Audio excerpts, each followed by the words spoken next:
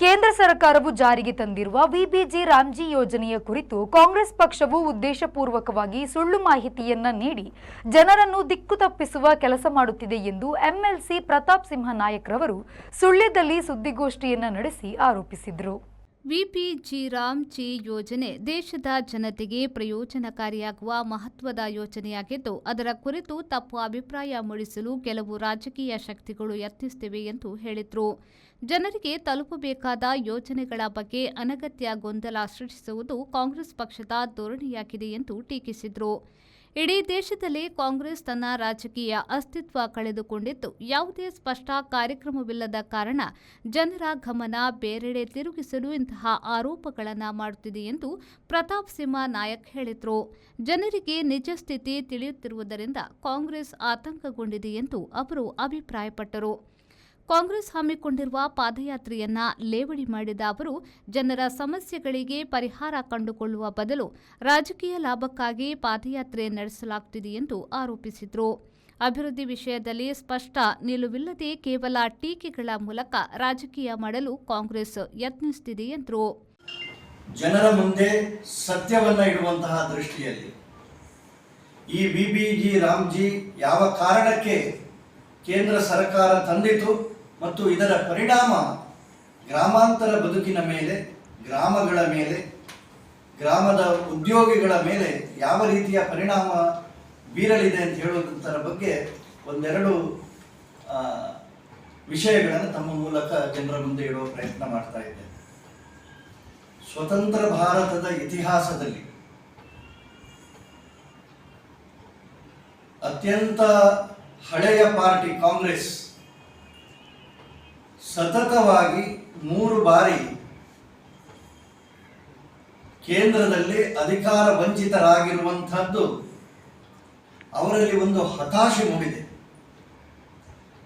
100 ವರ್ಷಕ್ಕಿಂತ ದೊಡ್ಡ ಇತಿಹಾಸ ಇರುವ ಪಾರ್ಟಿಗೆ ಇವತ್ತು ಕಳೆದ 3 ಲೋಕಸಭಾ ಚುನಾವಣೆಯಲ್ಲಿ 100 ಸ್ಥಾನವನ್ನು ಗಳಿಸದಷ್ಟು ದುರ್ಬಲ ಆಗಿದೆ.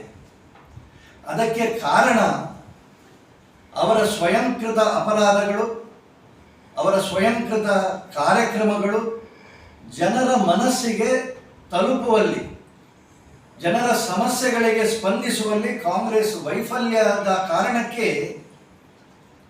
ಕೇಂದ್ರದ ಅಧಿಕಾರದಿಂದ ವಂಚಿತರಾಗಿದ್ದಾರೆ, ಜನರಿಂದ ತಿರಸ್ಕರಿಸಲ್ಪಟ್ಟಿದ್ದಾರೆ. ಹತಾಶವಾದಂತಹ ಕಾಂಗ್ರೆಸ್, ಯಾಕೆಂದರೆ ಅಧಿಕಾರ ಮಾಡುವುದು SIRನ ಬಗ್ಗೆ ಅಪಪ್ರಚಾರ ಮಾಡಿ ಇವತ್ತು ಕೋರ್ಟ್ಗಳೇ ನೇರವಾದಂತಹ ತೀರ್ಪುಗಳನ್ನು ಕೊಟ್ಟಿತು. ಅವರಿಗೆ ಒಟ್ಟು ಅವರೇ ತಂದಂತಹ ತುಂಬ ಸಂಗತಿಗಳಿದ್ದಾವೆ. ಏನು ಮಿಷನ್ನಲ್ಲಿ ವೋಟಿಂಗ್ ಬಗ್ಗೆ ಅಪಪ್ರಚಾರ ಮಾಡಿದರು, SIRನ ಬಗ್ಗೆ ಅಪಪ್ರಚಾರ ಮಾಡಿದರು. ಕೊನೆಗಾಗುವಾಗ ಬೇಟೆ ಮಾಡಲಿಕ್ಕೆ ಹೋದವರೇ ಬೇಟೆಯ ವಸ್ತು ಆಗುವಂಥ ರೀತಿಯಲ್ಲಿ ಕಾಂಗ್ರೆಸ್ ಪ್ರತಿ ಬಾರಿ ಸಿಕ್ಕಿ ಹಾಕಿಕೊಳ್ತಾ ಇದೆ.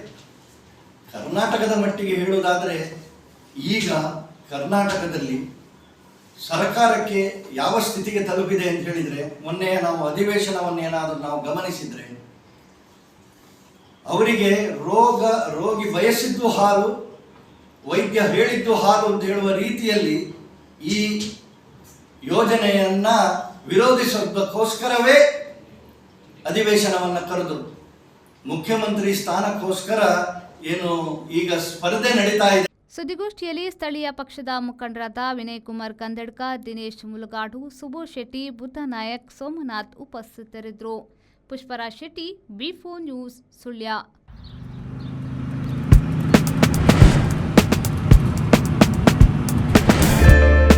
Park with ease at Ajanta Business Center with security access and convenience at your fingertips. Step into a welcoming lobby where a warm smile greets you and your clients.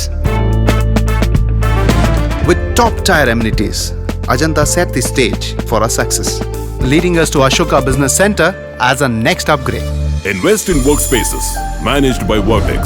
Invest smart. Invest in Mangaluru.